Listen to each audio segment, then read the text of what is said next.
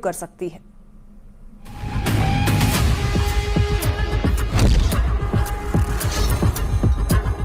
India की सरकार आएगी, अग्निवीर योजना को उठाकर हम कूड़ेदान में फेंक देंगे।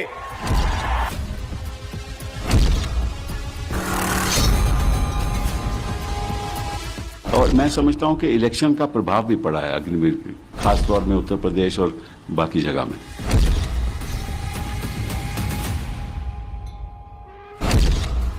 अग्निवीर जो 24 के चुनावी पथ पर सबसे ज्वलंत मुद्दा रहा। अग्निवीर जिसे विपक्ष के बड़े बड़े नेताओं ने चुनावी मंच पर उठाया। अब उस अग्निवीर योजना में बदलाव की सुगबुगाहट शुरू हो चुकी है, क्योंकि इस मुद्दे का असर सियासी घमासान से लेकर चुनावी परिणाम तक में देखने को मिला। इस बार हमारी पूरी कोशिश होगी, ऑपोजिशन में बैठे हैं मगर अग्निवीर को ऑपोजिशन में रद्द करने की कोशिश करें। अग्निपथ स्कीम को लागू हुए 1.5 साल का वक्त हो चुका है और इन 1.5 साल में इस स्कीम को रिव्यू किया जा रहा है। अब सूत्रों से खबर है कि डिपार्टमेंट ऑफ मिलिट्री अफेयर्स ने तीनों सेना से इस पर रिपोर्ट मांगी है। में कुछ बदलाव हो सकते हैं। अग्निवीर जवानों का कार्यकाल बढ़ सकता है। अभी अग्निवीर जवानों का कार्यकाल 4 साल है। 25% रिटेंशन की स्कीम में बदलाव हो सकता है।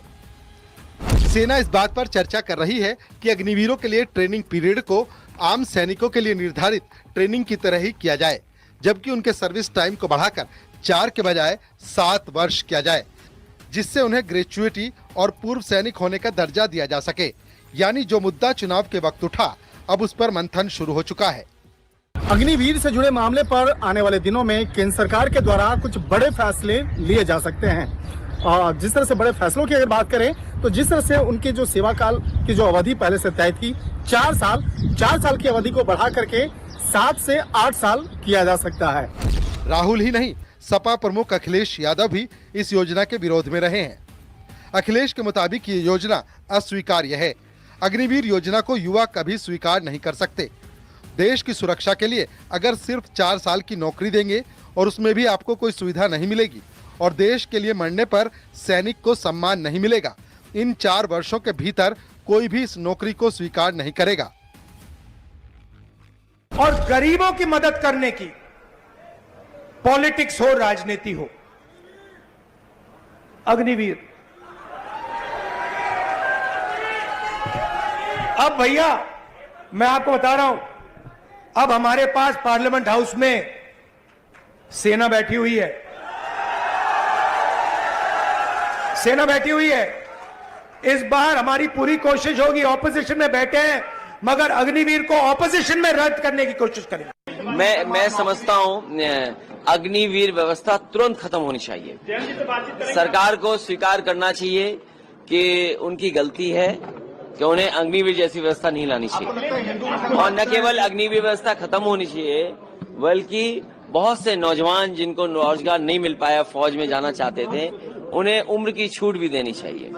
दरअसल अग्निवीर योजना पेंशन बिल को कम करने और सशस्त्र बलों में युवाओं की भर्ती को बढ़ावा देने के लिए शुरू की गई थी।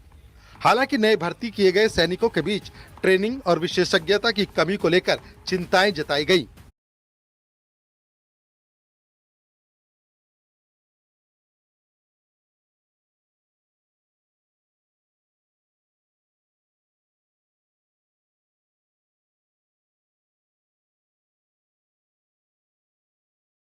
योजना 17.5 साल से 21 साल की आयु वर्ग के युवाओं के लिए है, जिसमें 4 साल की अवधि के लिए भर्ती करने का प्रावधान है। वहीं 25% अग्निवीर को 15 साल तक बनाए रखने का प्रावधान है। योजना के मुताबिक 75% अग्निवीर जो 4 साल में रिटायर होंगे, उन्हें 12 लाख रुपए एक मुश्त दिया जाएगा। अब खबरें हैं कि सशस्त्र बल सैन्य भर्ती के लिए अग्निपथ योजना में संभावित बदलावों पर चर्चा कर रहे हैं।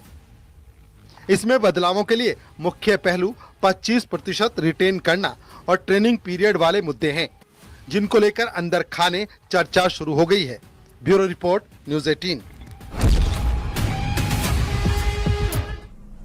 सरहद पार से आए आतंकी अगले कुछ दिनों में बड़े आतंकी हमलों को अंजाम दे सकते हैं। खुफिया इनपुट के मुताबिक आतंकियों के निशाने पर सुरक्षा बलों से जुड़ी हुई इमारतें भी हो सकती हैं।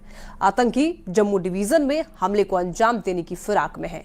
तो वहीं पिछले 4 दिनों में जम्मू कश्मीर में आतंकियों से सेना की 4 बार मुठभेड़ हुई है।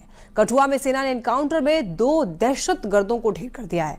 उधर नौशेरा और रियासी के जंगलों में सेना का सर्च ऑपरेशन जारी है।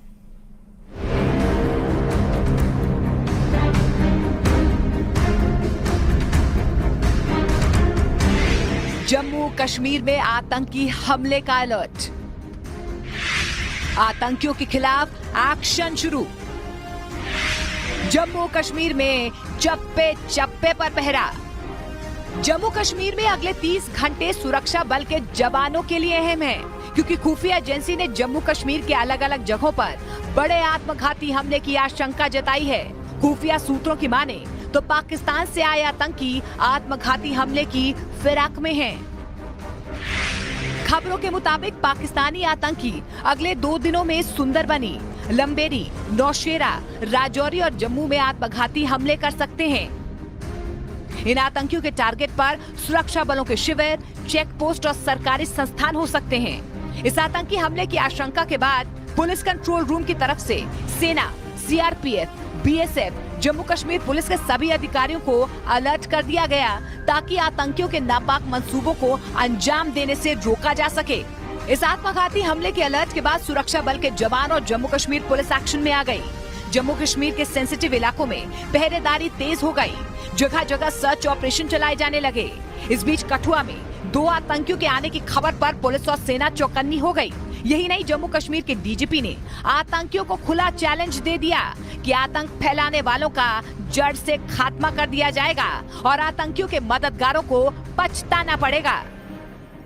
उन लोगों को हम खबरदार कर रहे हैं कि वो तो मरेंगे, उनका कोई आगे पीछे नहीं है। उनके बाल बच्चों को छोड़ के वो है भी कि नहीं हमें पता नहीं है। जेलों से उठा के ला रहे हैं, किसको ला रहे हैं।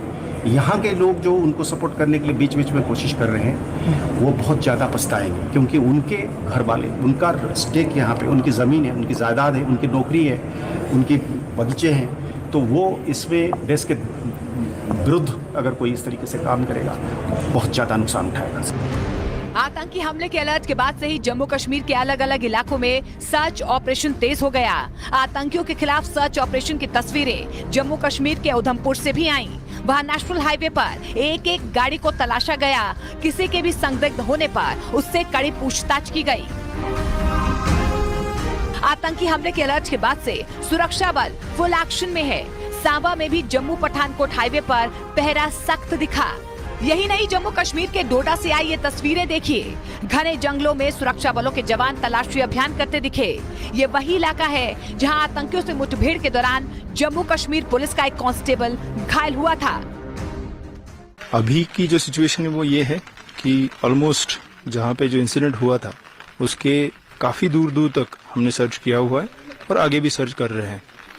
मैं आपके माध्यम से जरूर ये बताना चाहूँगा कि यहाँ की जितनी भी आवाम है, उनका बहुत अच्छा साथ जो सिक्योरिटी फोर्सेस है उनको मिल रहा है। और इसी के साथ बुलेटिन में इतना ही। आप देखते रहिए न्यूज़ 18।